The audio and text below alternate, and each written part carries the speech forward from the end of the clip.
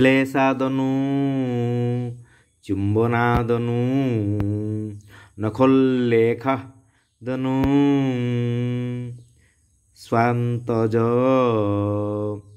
ପ୍ରୋଦ୍ବୋଧାତନୁ ସମ୍ଭ୍ରମାଦନୁ ରତାରମ୍ଭାଦନୁ ପ୍ରୀତୟୋ ଅନ୍ୟାର୍ଥ ଗତୟୋ ଭମ୍ୟାନ୍ ଅନ୍ୟାର୍ଥ ଗତୟୋ ଭମାନ୍ ମିଳିତୟୋ ସମ୍ଭାଷଣେ ଜାନतो ଦମ୍ପତ୍ୟୋ Rih cone ତମସି ବ୍ରୀଡ଼ା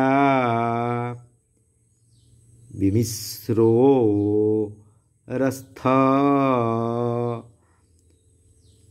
5 प्रणाम प्रणाम।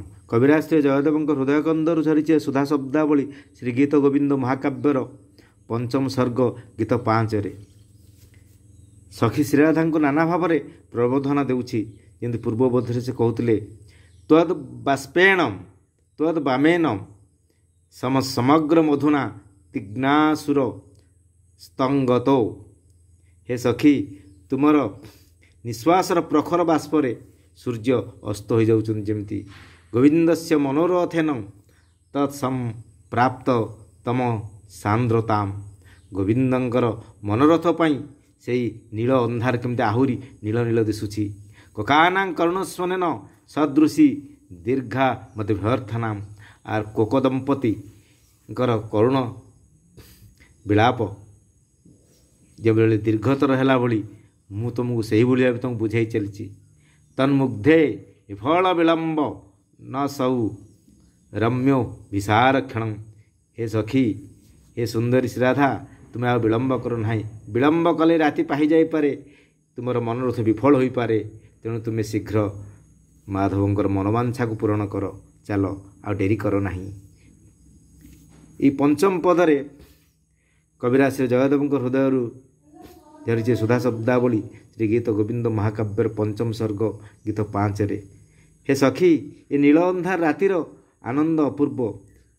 ए नील अंधार कोଳରେ नीलमणिमय श्रीकृष्णଙ୍କର नील अंगलतार स्पर्श रोमांच श्रृंगार मिलन ऐश्वर्य अतीव मनमुग्धकर आनंददायक।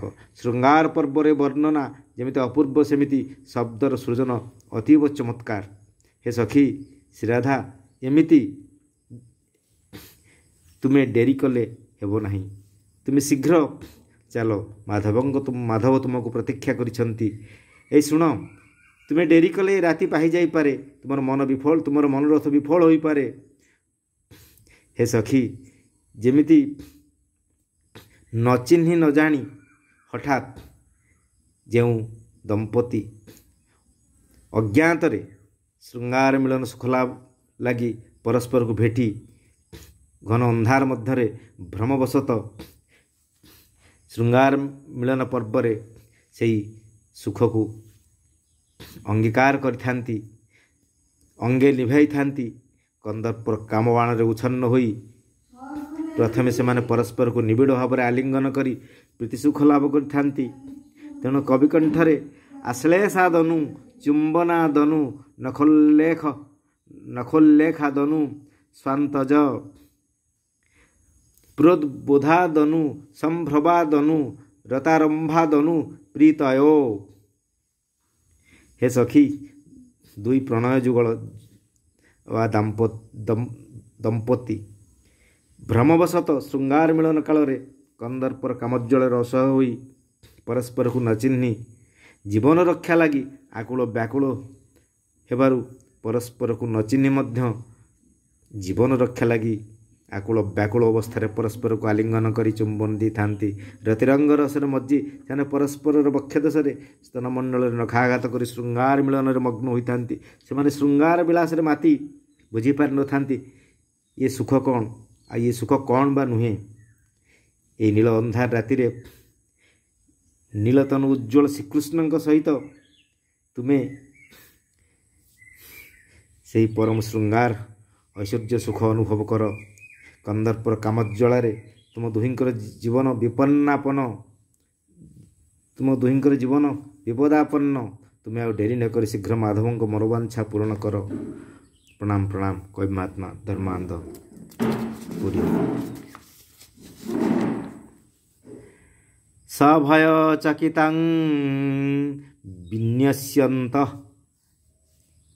विन्यस्यन्ति दृश्यं तिमिरे पथि प्रतितरु मुहु स्थित्वा मंदपदानि वितन्वतं कथमपि रह प्राप्तां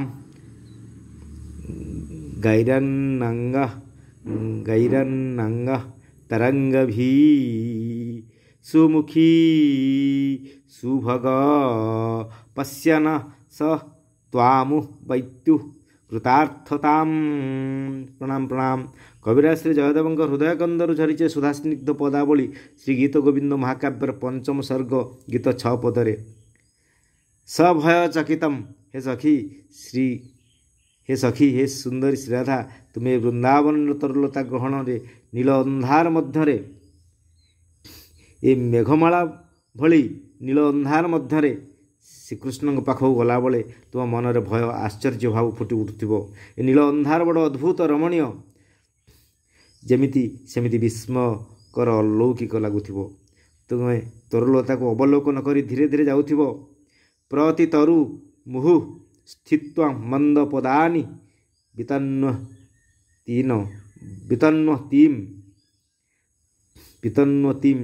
तुमर धीर चाली देखी ए तरलता सब उल्लसित होउथिबे इंगित करुथिबे मने मने हसुथिबे उत्सुक नयन चाहिथिबे तुम्हें केमिति श्रीकृष्ण खोजी पाउछ ए नील अंधार राति रे ए नील अंधार बनानी रे नील अंधार भितरे श्रीकृष्णंकर नील तनुर लावण्य रे सबु नील नील नील उज्ज्वल दृश्यमान हेउची अनंग तरंगरे तुमर तनुलता तरंगायित होइथिबो। कंदर्पर पुष्पबाण रे तुम्हें अत्यंत कामवासना विहोल होई श्रीकृष्ण निकट को श्रृंगार मिलन लगी जाउथिबो। तेणु कविकंठर झरिची प्राप्ताम गैरंग तरंगी भी सुमुखी सुभग स त्वामु पैतु कृतार्थताम।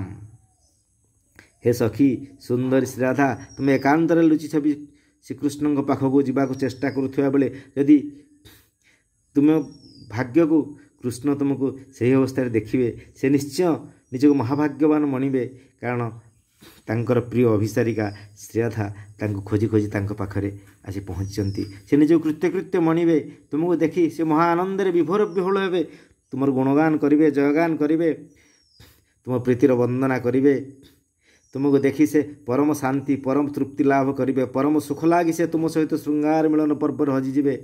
तेणु तुम्हें महाभाग्यवान मणिब तुम्हें महाभाग्यवती नीलकृष्ण को देखिले तुम्हें नील अंधार को आउ भय करिब नाही। ए नील अंधार जे तांक तनुकांतिर नील उज्ज्वल आलोकमाला ताहा समग्र रजनीर घन कृष्ण रूप को बदलाई देइछि। नील मेघर आगमन परी तुम्हें धन्य सखी धन्य तुम्हें धन्य प्रियतम माधव। प्रणाम प्रणाम कवि महात्मा धर्मानंद प्रणाम।